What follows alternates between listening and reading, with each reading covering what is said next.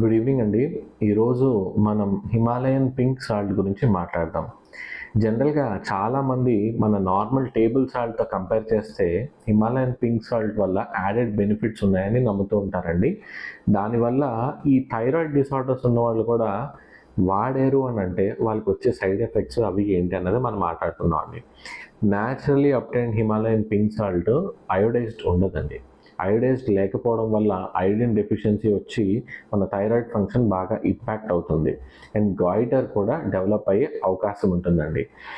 అదే కాకుండా వీళ్ళు ఏంటంటే చాలామంది దీంట్లో కాల్షియము అండ్ వేరే మినరల్స్ కూడా ఉంటాయి పింక్ సాల్ట్లో అని చెప్పేసి అండ్ సోడియం క్వాంటిటీ కూడా నార్మల్ టేబుల్ సాల్ట్తో కంపేర్ చేస్తే తక్కువ ఉంటాయని నమ్ముతూ ఉంటారండి.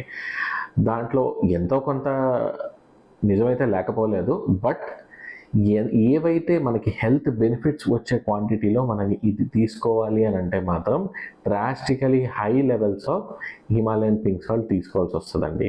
ఎనీ సోడియం, ఇప్పుడు లో సోడియం అవ్వనివ్వండి, హై సోడియం అవ్వనండి, ఎనీ టైప్ ఆఫ్ సోడియం ఎక్కువ కన్జ్యూమ్ చేస్తే మాత్రం మనకి కార్డియోవాస్కులర్ రిస్క్, రీనల్ డిసార్డర్స్ ఇట్లాగా వేరియస్ ఇబ్బందులు వచ్చే అవకాశాలు ఉంటాయండి. సో అయోడైజ్డ్ సాల్ట్ అన్నది will be the best salt option for you.